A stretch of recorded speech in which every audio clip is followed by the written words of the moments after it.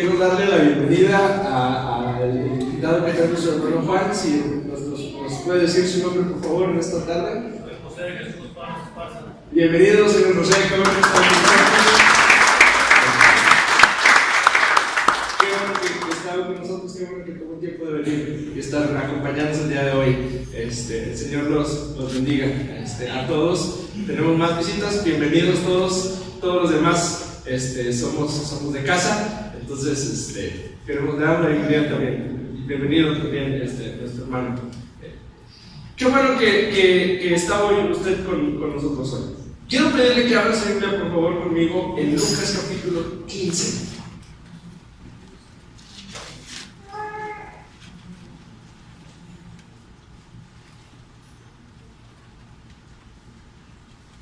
Lucas capítulo 15.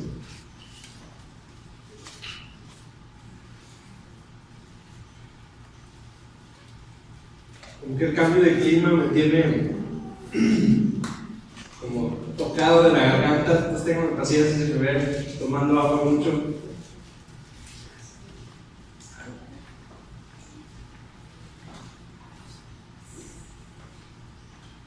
El día de hoy vamos a leer un pasaje que hemos leído en otras ocasiones y que usted ha escuchado. La historia de este pasaje usted la ha escuchado en muchas ocasiones, estoy seguro. Y el día de hoy quisiera que lo leyéramos, lo estudiáramos, meditáramos en él desde una perspectiva muy particular.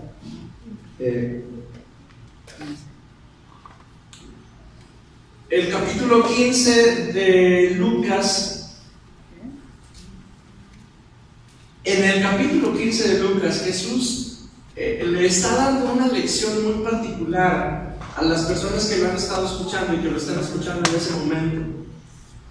Jesús ha anunciado su mensaje por ya bastante tiempo.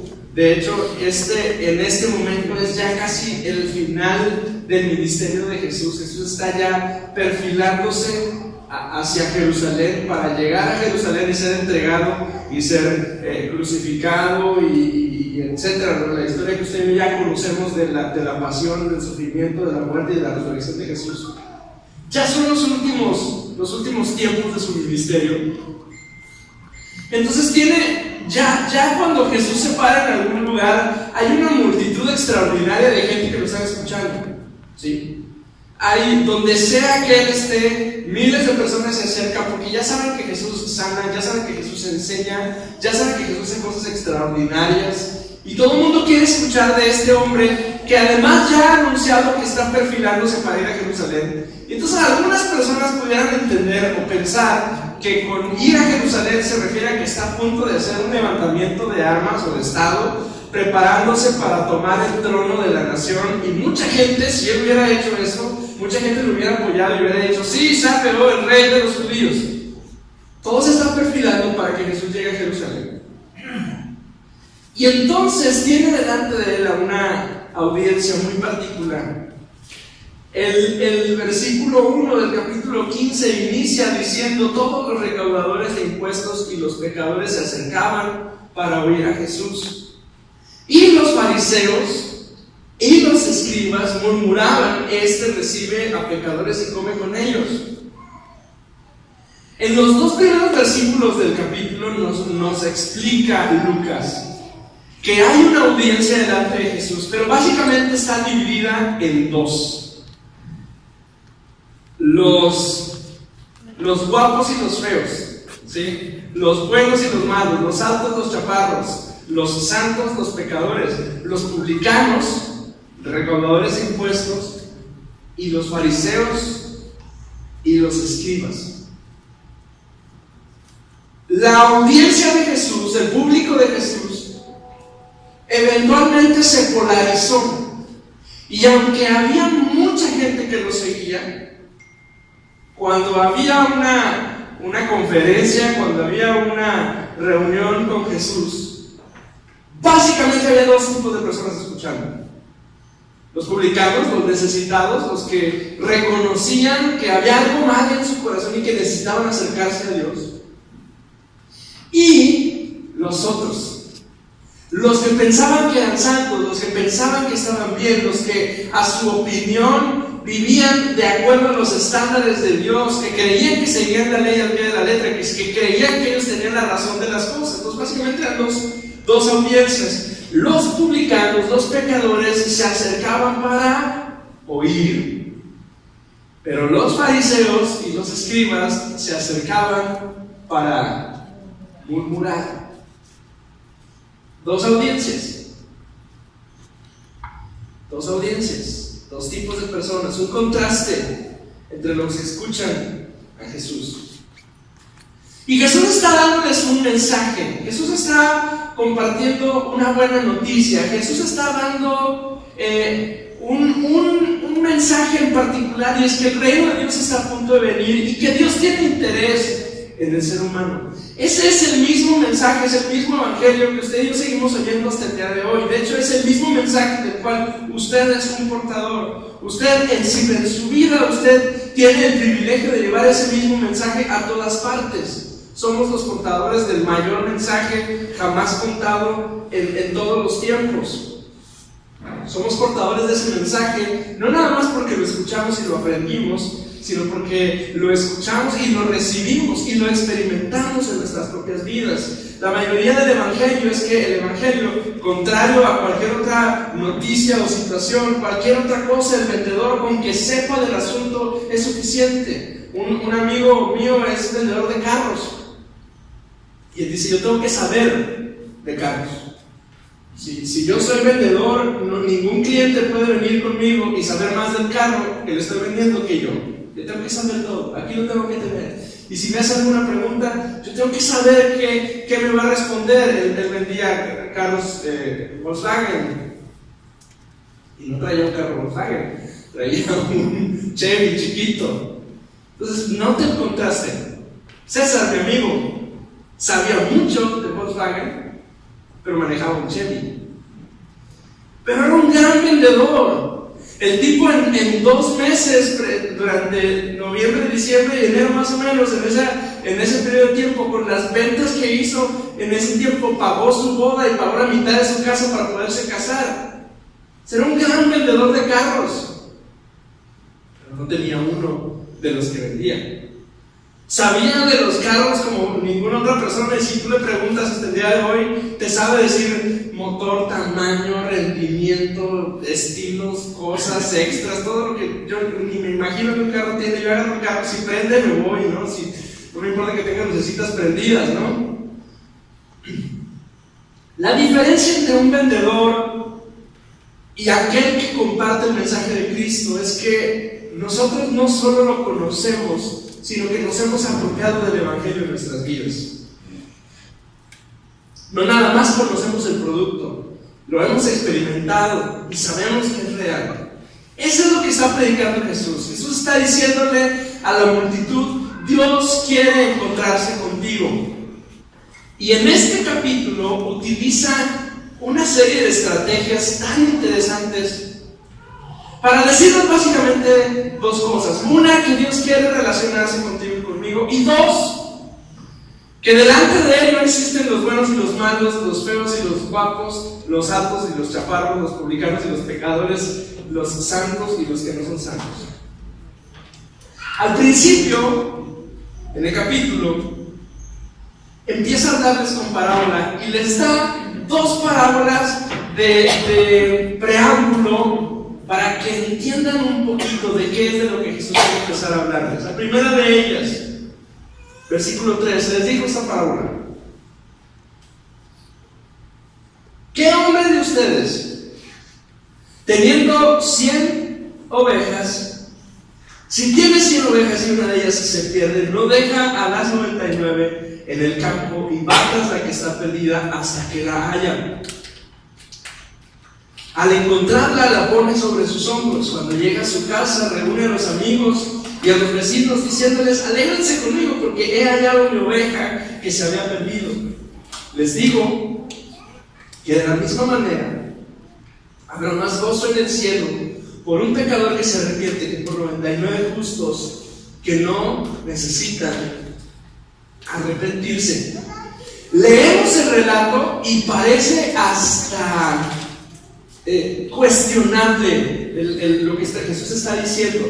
O sea, está hablando, nos está diciéndonos, hay más gozo, la última frase, hay más gozo por un pecador que se arrepiente que por 99 justos que no necesitan arrepentirse. Y alguno de nosotros puede decir, híjole, qué justo, qué feo es Dios. ¿Cómo es que se va a alegrar más por un pecador que por nosotros que lo hemos seguido? Yo no sé si usted ha perdido alguna vez algo. ¿Alguien ha perdido algo alguna vez? ¿Cómo se siente, volviendo a la parábola del inicio de las cosas que se nos atoran para venir a la iglesia, cómo se siente cuando usted está a punto de salir de su casa para venir a la iglesia y entonces voltea a su bolsa y al pantalón y a la bolsa de la señora y a todos los recovecos que tiene en la casa y no encuentra las llaves del carro? ¿Alguien se le ha perdido las llaves del carro que una vez previo a salir de una casa? ¿Qué se siente? Sonría un poquito y platícame, ¿qué se siente? Coraje. ¿Qué más? Desesperación. ¿Qué más? No se puede reír, como se dijo. No se ríe uno. No, uno no está feliz, ¿verdad? No están las llaves donde deben de estar. Y usted no me ve cuando yo salgo de la iglesia en la mañana, pero si me llega a pasar eso, mire, hay cierto humo que empieza a salir de mis oídos y mi rostro empieza a transformarse. ¿Por qué? Pero alguien puede decir, pero es una llave, Hugo. Es una cosita chiquita, digo, se te perdiera un hijo, ¿verdad? Por favor, no exageres. Pero resulta que cuando finalmente encuentras las llaves y después de aventarte un discurso de culpabilidad contra quien sea, ¿qué hay en tu corazón? Alegría, paz. Finalmente, después de media hora de estar levantando los colchones, las benditas llaves estaban pegadas en el carro, o qué sé yo, en un lugar muy absurdo, ¿no? Las palabras pueden sonar injustas, pero no quiere decir, la última palabra, cuando dice más gozo en un pecador que se arrepiente, no quiere decir que vale más un pecador que los 99 que están ahí. Lo que quiere decir es que cuando encontramos algo, nuestro corazón se llena de tal alegría porque finalmente encontramos lo que tanto necesitábamos. El ejemplo que Jesús nos pone en la parábola es algo muy claro para los judíos en ese momento. Las ovejas no le pertenecían a los pastores cuidaban ovejas de rebaños pequeños de los pueblos donde estaban y había 1, 2 o 3 pastores por pobladito. Si perdía una de las ovejas, probablemente perdía el sustento o un tercio del sustento de una familia completa. No eran de él las 99, como que alguien pudiera decir, bueno, pues es una, no pasa nada si se queda, que al cabo que ya nacerán otras. No es tan sencillo. Probablemente de lo que esa oveja daba era lo que comía una familia durante no sé cuánto tiempo, porque era el sustento de la gente.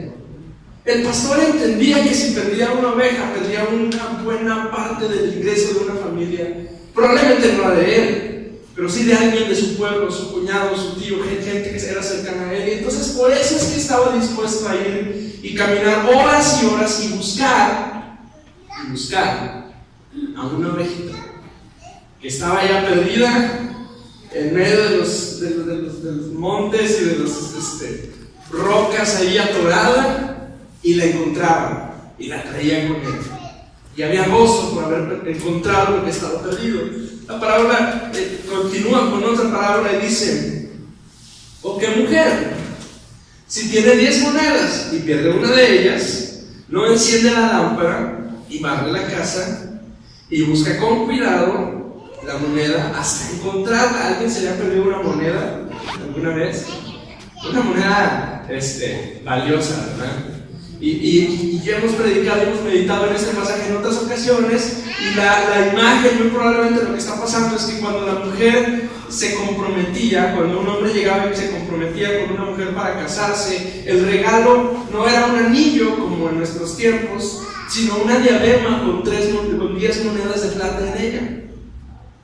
Las monedas eran monedas de uso común, pero esas monedas en esa diadema representaban un regalo especial, eran el regalo de compromiso, la prenda que le estaban dando a ella como muestra del amor que tenían, y y con como el deseo de casarse con esa mujer. Es como si usted, su anillo, mujeres, su anillo de compromiso, o se pierde o se le cae la piedrita que usted tiene en su anillo. Yo no sé si a alguien le ha pasado alguna vez, creo que a alguien le pasó una reunión de mujeres que se perdió el brillante de un anillo y estaban todas así, ¿dónde está?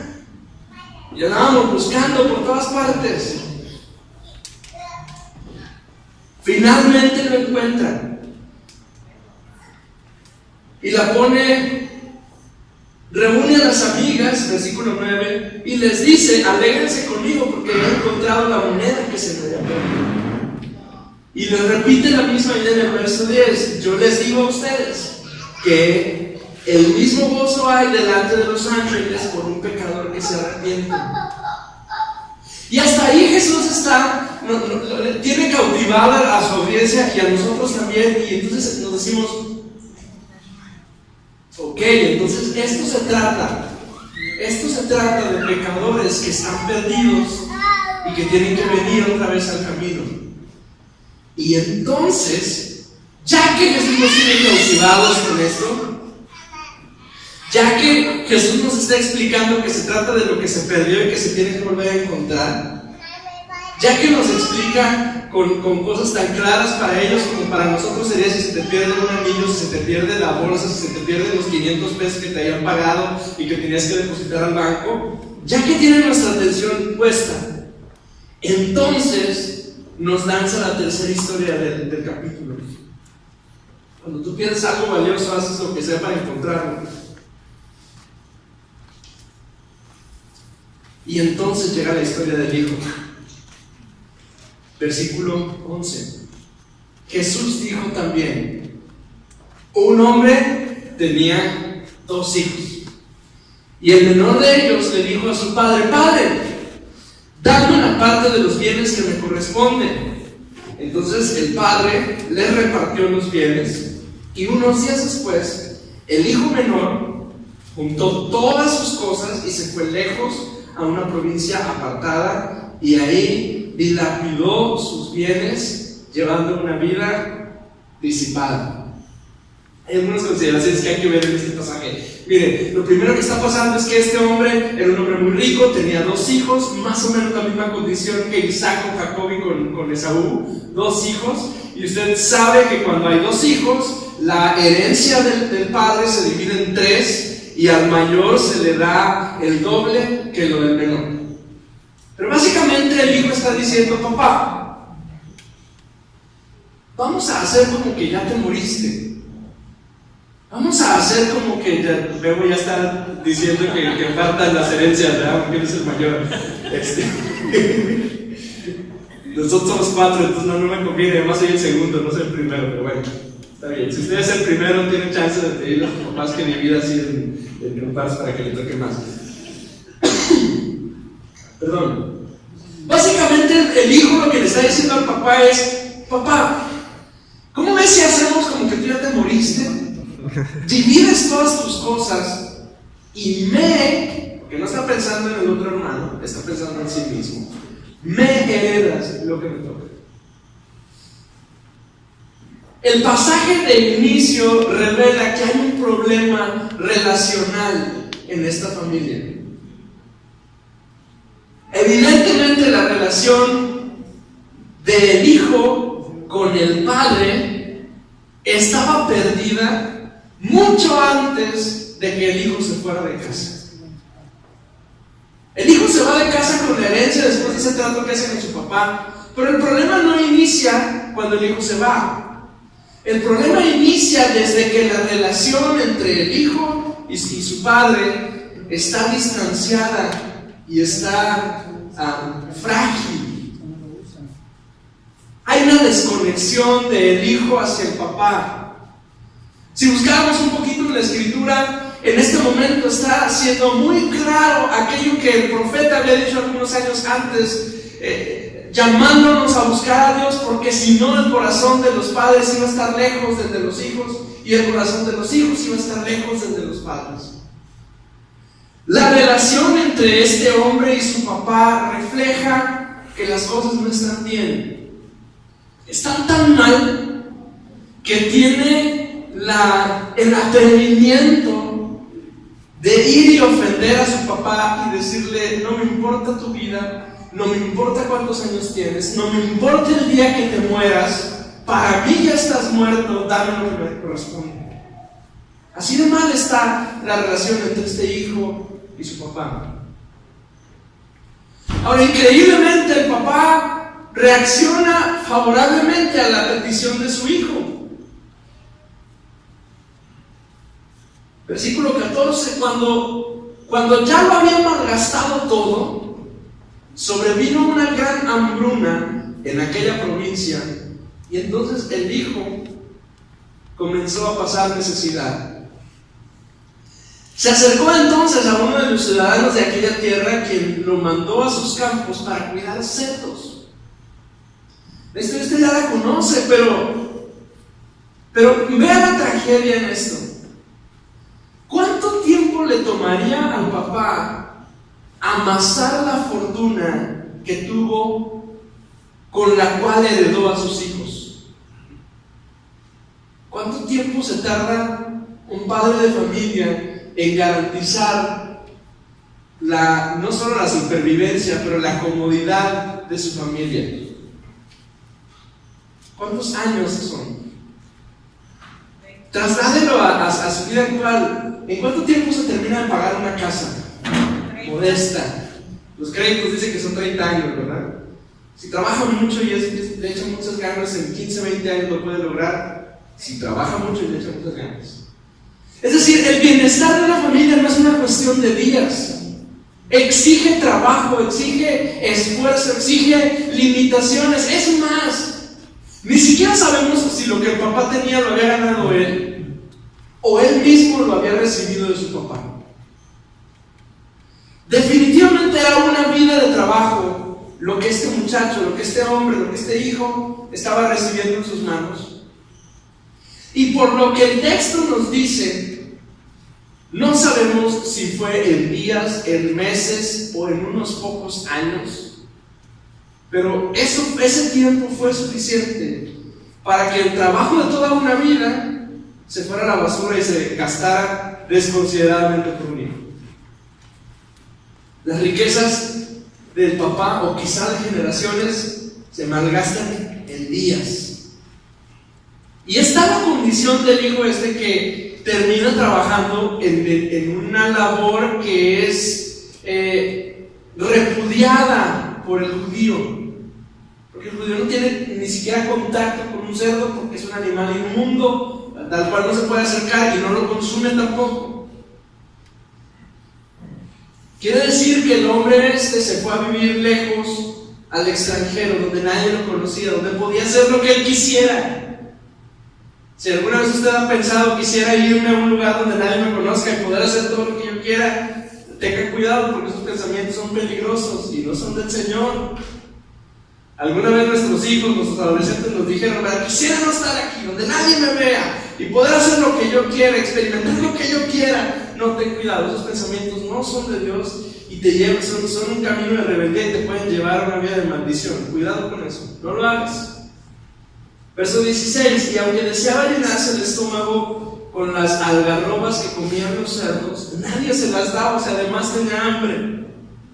Finalmente, 17, recapacitó y dijo: ¿cuántos jornaleros en la casa de mi padre tienen pan en abundancia y yo aquí me estoy muriendo de hambre? Pero voy a levantarme e iré con mi padre y le diré: Padre, he pecado contra el cielo y contra ti, y no soy digno ya de ser llamado tu hijo. Hazme como uno de tus jornaleros.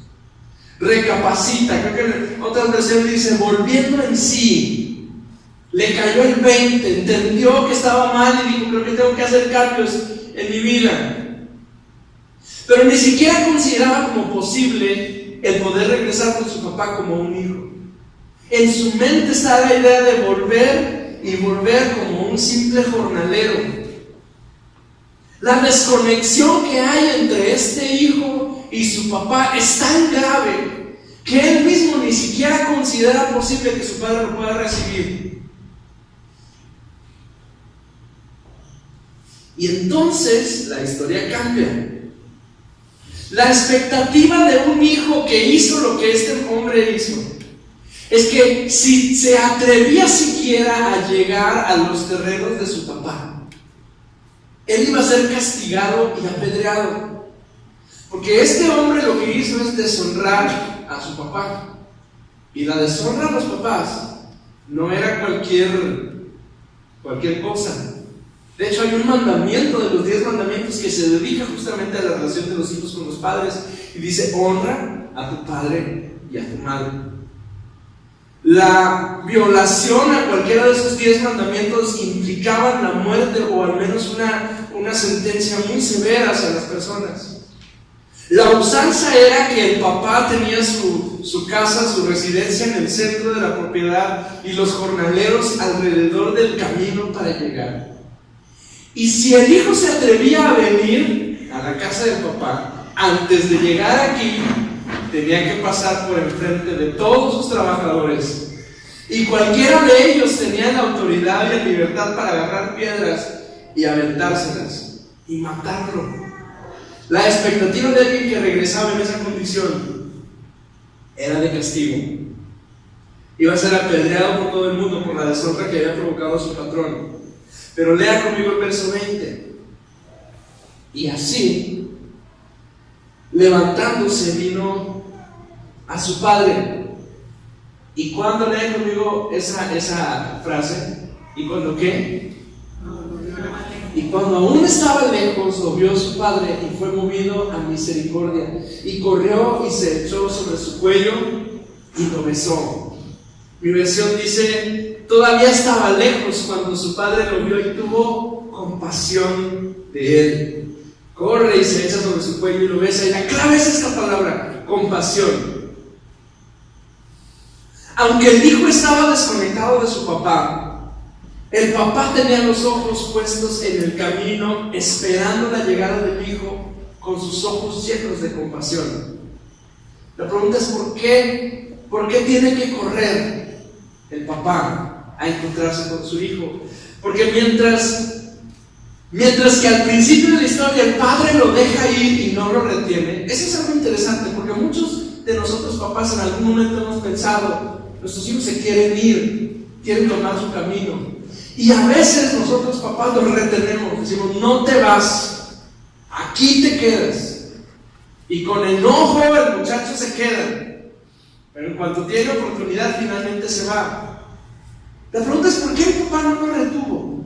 Si quizá pudo haberlo hecho. Es más, quizá pudo haber dicho: yo no te heredo nada de lo que tú quieras, las cosas son mías y te esperas hasta que yo me muera para entonces agarrar todo lo que quieras. Pero no lo retiene, lo deja irse. Pero ahora que está volviendo el hijo, ahora sí el papá corre. Mientras que al principio lo deja y no lo retiene, ahora el hijo viene de regreso y el papá corre a su encuentro, porque el padre desea una relación con su hijo. El padre desea que vuelva a existir esa conexión entre el hijo y el papá. ¿Qué es lo que más anhela un padre respecto de sus hijos? Y la respuesta es conexión. Conectarse con sus hijos. ¿Qué es lo que más nos duele a los papás sobre nuestros hijos? Y lo que más nos duele, aunque pueda haber muchas cosas en la lista que usted pueda tener, pero una de las cosas que más nos duele a los papás es no poder conectarnos con nuestros hijos. Darnos cuenta que hay una brecha tan grande que no podemos vencerla, y ver que nuestros hijos están caminando en direcciones a las que no quisiéramos que ellos fueran, pero notar que ese vínculo que pudiéramos tener con ellos se quebró. Eso es un motivo de dolor para los papás. Pero el padre anhela conectarse otra vez con su hijo. Cuando el hijo camina hacia la casa del papá, está dando pasos para volver a establecer esa relación. Y si no corre, dice el papá, los jornaleros lo matan a pedradas. Verso 21. El hijo le dijo: Padre, he pecado contra el cielo y contra ti, y ya no soy digno de ser llamado tu hijo. Pero el padre le dice a sus siervos: traigan la mejor ropa y vístanlo, póngale también un anillo en su mano y calzado en sus pies, y vayan luego a buscar un becerro gordo y mátenlo, comamos y hagamos fiesta, porque este hijo mío estaba muerto y ha revivido, se había perdido y lo hemos hallado. Y comenzaron a regocijarse. Hay una restauración completa, de muerte a vida, de perdido a hallado, gente reencontrándose con el Padre. Es lo que mueve el corazón de Dios. Pero lo curioso es que la historia no se termina aquí. La historia continúa. De la misma manera en la que había dos audiencias delante de Jesús, los buenos, los malos, los guapos y los feos, los fariseos y los publicanos, de la misma manera la historia tiene dos protagonistas: el hijo malo que se fue y el hijo bueno que se quedó. Pero la reacción del hijo que se quedó nos muestra algo. El hijo mayor estaba en el campo, verso 25, y cuando regresó a casa oyó la música y las danzas, y entonces llamó a los criados y les preguntó qué es lo que está pasando, y le responden: tu hermano ha venido y tu padre ha hecho matar el becerro gordo por haberle recibido bueno y sano. ¿Y qué hace el hijo?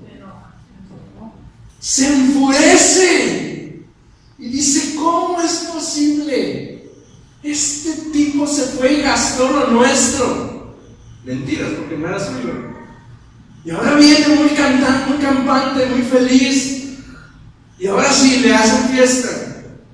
La reacción del hijo mayor y el reclamo que después le dice al papá, porque dice: aunque llevo tantos años de servirte y nunca te he desobedecido, tú nunca me has dado siquiera un cabrito para disfrutar con mis amigos. En otras palabras, le está diciendo: yo he sido tan bueno, yo me he portado tan bien, yo he hecho todo lo que tú has dicho que haga, y eres un mal agradecido, papá, que no me has dado conforme a lo que yo he trabajado.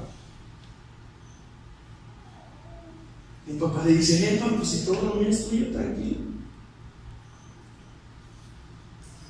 Puede que el hijo menor no es el único desconectado en el escena. Es probable que el hijo mayor también está desconectado del padre. ¿Pueden los que están en casa estar desconectados del padre? ¿Puede aquel cristiano que se ve muy guapo, que siempre ha estado aquí, que ha estado viviendo la vida cristiana desde siempre, estar igual de desconectado que el hijo pródigo que se fue y que malgastó? Y la respuesta es: sí, sí es posible. Tú siempre estás conmigo, le dijo el papá, y todo lo que tengo es tuyo. Pero era necesario hacer fiesta y regocijarnos, porque tu hermano estaba muerto y ha revivido, se había perdido y lo hemos hallado. Y entonces la historia deja de tener dos audiencias y el evangelio deja de tener dos blancos. Y nos damos cuenta que igual que los perdidos, igual nosotros necesitamos escuchar el evangelio. Y nos damos cuenta que igual que el hijo que se fue y perdió todo, igual yo necesito volver a escuchar y volver a conectarme con el Padre. Yo quiero terminar el día de hoy orando con usted y pidiéndole que examine un minuto su corazón y verifique si su corazón está conectado con el Padre. Porque es probable que nosotros mismos que estamos aquí, cuando llega alguien más y es restaurado, digamos: ¿cómo es posible? ¿Cómo es posible que este cuate, cómo es posible que esta mujer, que ha estado lejos de Dios durante tanto tiempo, Dios pueda venir a restaurarle? Y la respuesta es simple: estaba desconectado y Dios quiere conectarse otra vez con él. Pero es probable que tú y yo también estemos así. ¿Qué le parece si hoy nos acercamos delante del Señor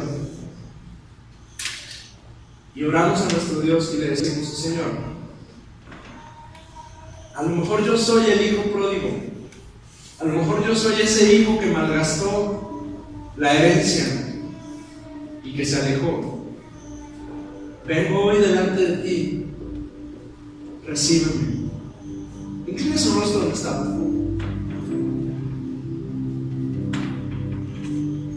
Dos oraciones, dos tiempos muy simples.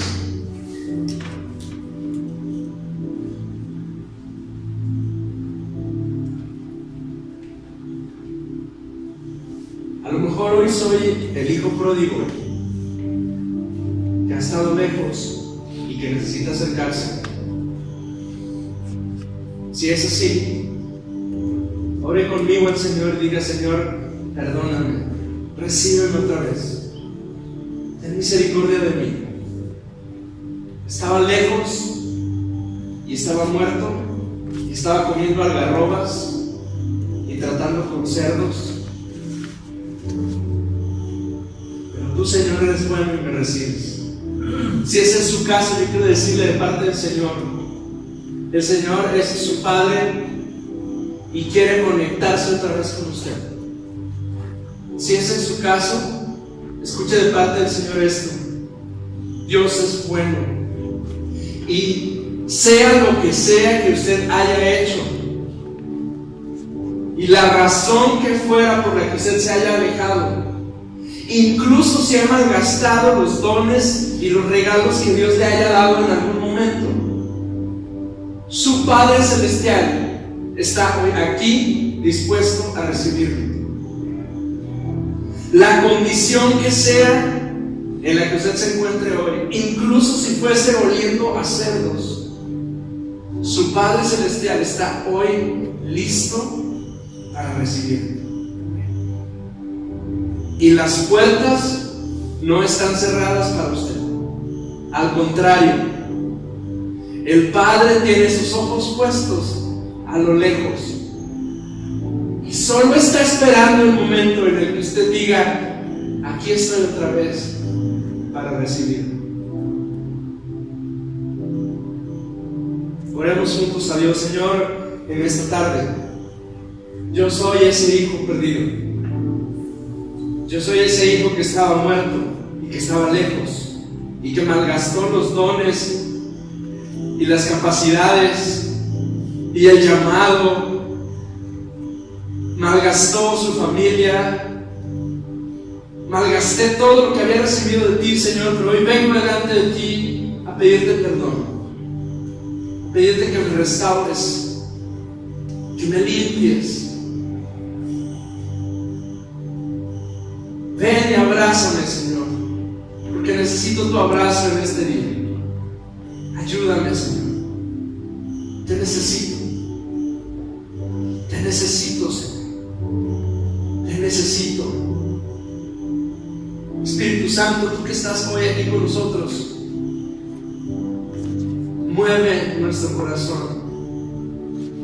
Vuelve nuestro corazón hacia ti y nos volveremos hacia ti. En el nombre de Jesucristo. Yo quiero pedirle que esté de pie conmigo, por favor. Antes de venir a la comunión el día de hoy, quiero que oremos una última cosa sobre lo que estamos meditando hoy. Porque ese hijo perdido no era el único hijo. Había otro hijo altanero que se creía santo, pero que estaba igual de desconectado que él, el primero. Yo quiero pedirle que, si puede hacerlo, levante sus manos al Señor conmigo y le diga conmigo al Señor: Señor, perdóname, porque yo he sido ese hijo altanero que ha juzgado tu gracia para con otros. Yo he sido ese hombre a quien no le ha parecido como tú has restaurado a otros, que en alguna ocasión ha dicho: ¿por qué a él y no a mí? ¿Por qué le das y a mí no? ¿Por qué le regalas y a mí no? Que he estado contigo, que no me he alejado de ti, que siempre he sido fiel, que siempre me he congregado, que siempre he hecho lo que se supone que se debe hacer. Perdóname, Señor. Esa misma reacción demuestra que yo también estoy desconectado de ti. Yo quiero pedirte que me perdones, Señor. Perdóname por las veces que he sido indiferente, Señor, a tu gracia con otros. Incluso por las veces que yo mismo he sido un estorbo para que otros puedan recibir de tu gracia y de tu favor. Ayúdame, Señor. En el nombre de Jesús.